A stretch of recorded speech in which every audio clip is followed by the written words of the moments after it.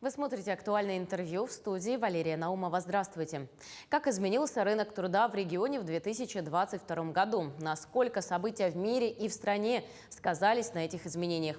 В каких сферах экономики возрос дефицит кадров, в каких, наоборот, произошел избыток?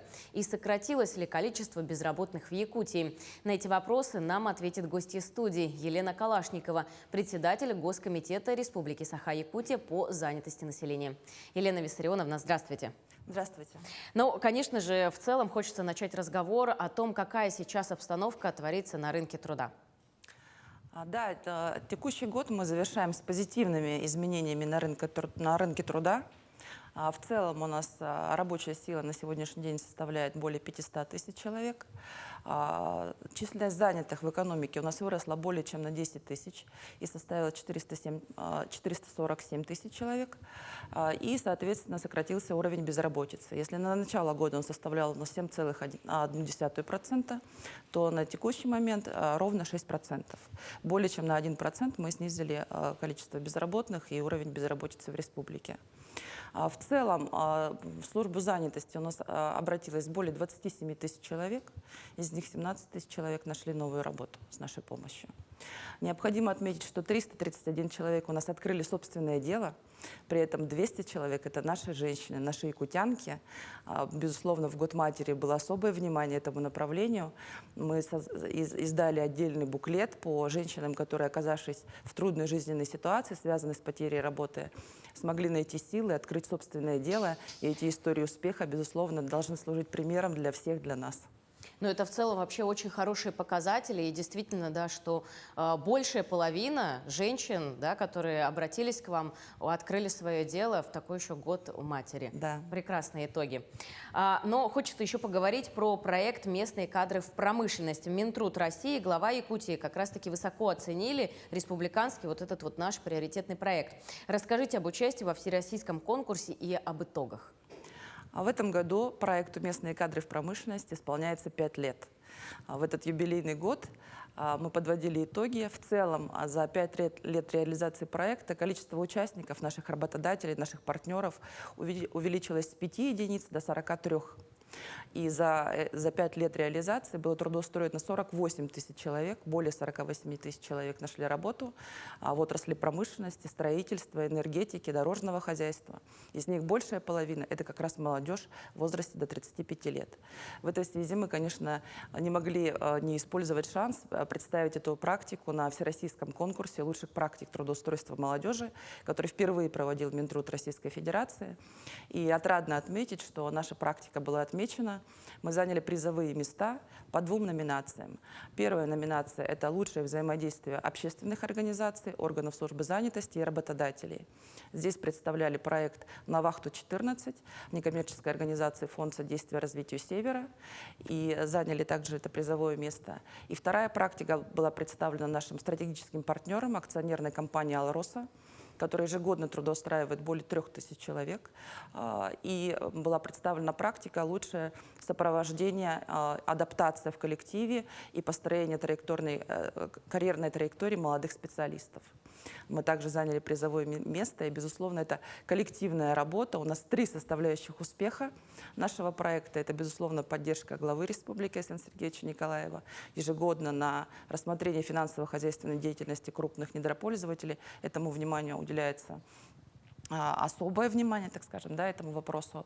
Это во-первых. Во-вторых, у нас очень социально ответственный бизнес. У нас хорошие работодатели, которые понимают государственную политику в сфере содействия занятости молодежи и населения. Ну и, безусловно, это коллективная работа, это проектная деятельность.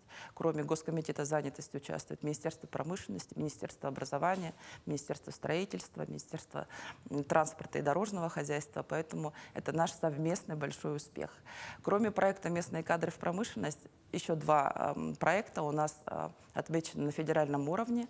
Это проект «Пуск», передвижной учебно-строительный комбинат. Этот проект мы реализуем совместно с Министерством образования и с Центром опережающей профессиональной подготовки по обучению и трудоустройству сельской молодежи.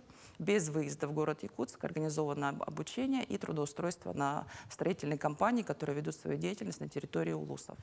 А в этом году у нас участвовало 3 улуса: Горный, Амгинский и Усть-Алданский. Результаты неплохие, и эта практика вошла в смартеку лучших практик Министерства труда Российской Федерации и Министерства экономического развития Российской Федерации. Ну и третий момент, который также необходимо отметить, как позитивный результат нашей деятельности. Национальное агентство развития квалификаций отметило лучшую региональную практику взаимодействия с образовательными организациями и работодателями по внедрению элементов развития национальной квалификации. Здесь необходимо отметить нашего партнера Северо-Восточный федеральный университет. Поэтому, в принципе, положительные результаты нашей деятельности в этом году отмечены на федеральном уровне. Здорово. Но у нас в республике, в нашей стране реализуется очень большое количество всевозможных нацпроектов. Хочется еще остановиться на проекте «Демография». Как раз-таки там тоже есть программа по профессиональному обучению. Да? Сколько человек прошли обучение в этом году? Но профессиональное обучение – это один из самых действенных механизмов по минимизации дисбаланса между спросом и предложением на рынке труда. Не всегда наши соискатели имеют необходимые квалификации. Если говорить в целом, то за счет всех источников мы обучили в этом году более 5200 человек, в том числе в рамках проекта 2500. Это граждане предпенсионного и пенсионного возраста, это молодежь в возрасте до 35 лет, это женщины, имеющие детей дошкольного возраста. Уровень трудоустройства после прохождения профобучения у нас составляет от 85 до 87%. Достаточно эффективное мероприятие. И здесь также необходимо отметить наши образовательные организации. К примеру, Якутский медицинский колледж, который обучил более 400 человек. Это востребованные на рынке труда профессии. Здесь мы очень четко контролируем, чтобы все образовательные программы были востребованы на нашем рынке труда, чтобы не было сложностей с дальнейшим трудоустройством наших граждан, которые прошли это обучение. Ну, а несовершеннолетние люди, они тоже могут обратиться, да, на биржу труда. И вот в летний период сколько было трудоустроено? Да, это тоже одно из самых важных направлений нашей работы – приобретение первых практических трудовых навыков. Для несовершеннолетних это все-таки путевка в жизнь. И мы понимаем, насколько это важно для детей в летний период быть занятым. 5653 несовершеннолетних гражданина у нас прошли свою трудовую деятельность, начали в летний период. При этом у нас есть еще уникальное мероприятие в рамках нашей государственной программы.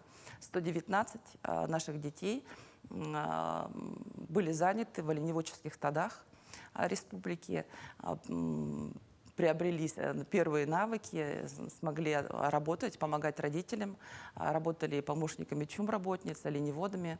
А в целом дети работали по благоустройству сел и территории нашей республики, были заняты в растениеводстве, овощеводстве, животноводстве, поэтому достаточно тоже неплохой результат. Конечно, это сложно не согласиться, это очень хорошие результаты. Но расскажите, какие меры поддержки предоставляются непосредственно работодателям?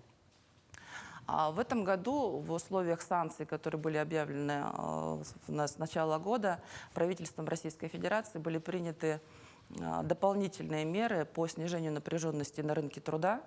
И, безусловно, республика участвовала в реализации этих мероприятий.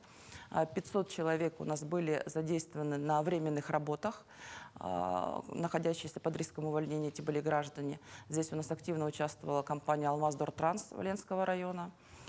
И 1200 человек у нас были заняты на общественных работах. Это граждане, которые обратились к нам, но по каким-либо причинам не смогли найти постоянную работу. Для того, чтобы обеспечить их временный доход, чтобы была временная занятость, эти люди были также заняты на благоустройстве сел и территории нашей республики. Елена Виссарионовна, но глава республики объявил следующий год годом труда. Да? Какие мероприятия планируются непосредственно от вас на следующий год? С большим воодушевлением мы восприняли новость о том, что следующий год у нас будет годом труда, потому что основная деятельность органов службы занятости – это создание условий для реализации одного из основных конституционных прав человека – это право на труд и защиту от безработицы. Сразу же отмечу, что в этом году у нас 18,5 тысяч человек получили социальную помощь в виде пособий по безработице на период поиска работы. Но, безусловно, год труда – это новый вызов, это новые возможности. Основная наша задача, чтобы каждый житель нашей республики имел работу, имел достойный доход, смог самореализоваться, повысил свою конкурентоспособность на рынке труда. Безусловно, мы будем дальше продолжать реализацию долгосрочной программы содействия занятости молодежи. Мы понимаем, что молодежь – это драйвер развития нашей республики, социально-экономического развития. Поэтому в этом году мы в 2,5 раза снизили количество молодежи, состоящей на учете, но тем не менее уровень молодежной безработицы достаточно высок, и мы в этом направлении будем двигаться и будем работать в год труда. Но и также необходимо отметить, что все-таки объявление года труда – это достаточно большое межведомственное взаимодействие, потому что не секрет, что в последние годы у нас фиксируется проблема девальвации ценности труда и воспитания подрастающего поколения уважительного отношения к созидательному труду.